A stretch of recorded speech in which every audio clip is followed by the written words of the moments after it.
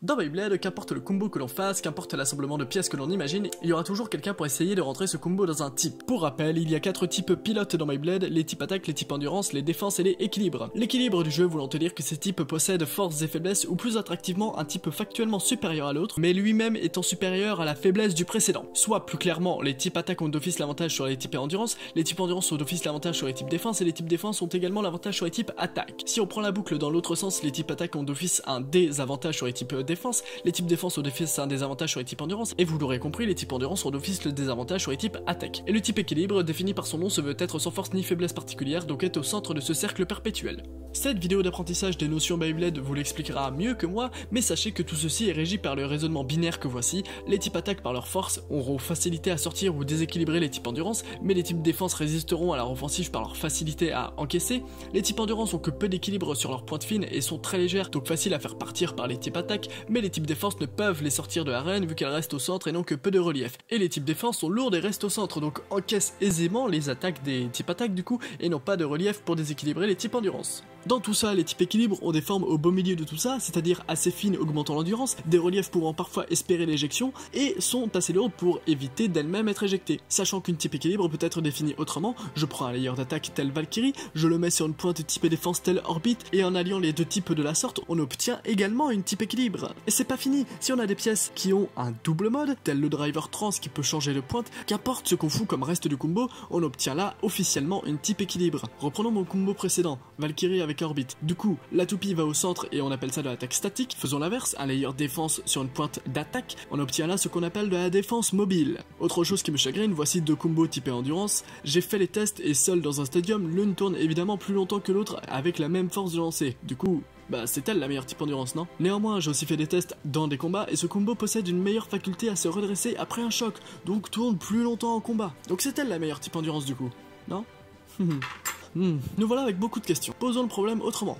Voici une magnifique unicorn, première du nom single layer sortie une première fois dans le B22 le 14 novembre 2015 et celle que vous avez sous vos yeux ébahis j'espère, c'est la deuxième et dernière fois qu'elle est apparue, la Recolor noire du BG02 ou Random Layer Collection Volume 2 sortie en mars 2016. Alors la licorne a déjà été utilisée dans Beyblade auparavant avec la Unicorno de Masamune dans Metal Fight, mais elle fut l'une des rares de cette génération à changer de nom dans son passage en Occident, donc on les a eu sous le nom de Ray Striker et Blitz Striker pour son évolution au système 4D. Revenons à notre unicorn, qui est d'ailleurs devenue Unicrest en Occident. Elle a tant de détails, c'est sublime. Je change la lumière et vous voyez tous ces détails. Déjà, nous voyons l'effigie du nom enfin justifiée. Soit on voit 2 licornes symétriques, les cornes de ces licornes étant l'une des 10 lames singulières de ce layer. On voit également que nous avons là une licorne qui possède une armure, parce qu'on n'oublie pas que par le Beyblade, on a affaire à un affrontement, soit une guerre quelque part, d'où l'armure. On voit également 2 fers à cheval ici, et on n'oubliera pas que dans les 10 lames, 2 sont des cornes et le reste représente la crinière de cheval pour nous rappeler l'image de l'animal du monde fantastique. Outre l'aspect graphique et historique, elle possède également ses caractéristiques techniques.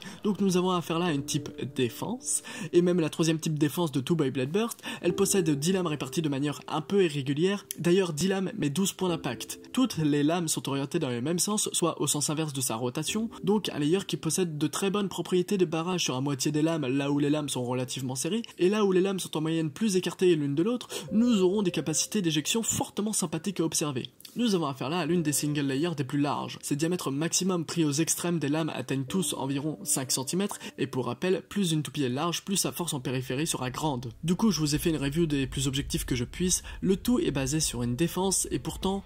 Des lames d'attaque, j'ai dit? Bah oui, des lames d'attaque, passons au combat. Est-ce qu'initialement, une type défense est juste faite pour rester au centre et attendre en encaissant le déséquilibre de l'adversaire? Ou est-ce qu'on peut un peu élargir son champ de possibilités et se dire qu'elle est surprenante à éjecter parfois l'adversaire et même récurrente à gagner par burst? Par récurrente, ça stipule que c'est souvent quand même, hein. Ok, je pose le problème. Quel intérêt on aurait à classifier des Bey en 3-4 catégories officielles alors que toutes les catégories ont chacune 58 variantes qui tirent des caractéristiques dans les autres types? À ce problème posé, voici mon conseil. Cessez de mettre vos combos en archétype factice de catégorie. Quand vous aurez une pièce à évaluer, choisissez vos mots. Pensez plutôt à cette pointe a une faible mobilité et se redresse bien, au lieu d'un c'est une pointe de défense. car toutes les pointes de ce type, c'est un exemple je rappelle, mais elles n'ont pas forcément les mêmes caractéristiques entre elles. Et surtout, elles bougeront principalement selon votre façon de lancer. En la matière, le meilleur exemple qui me vienne est le driver loop, pointe de type défense, mais on sait tous qu'avec la bonne inclinaison, elle a clairement des mouvements d'attaque. Je le redis, choisissez vos mots. Pensez plutôt à ce layer à un poids majoritairement vers la périphérie,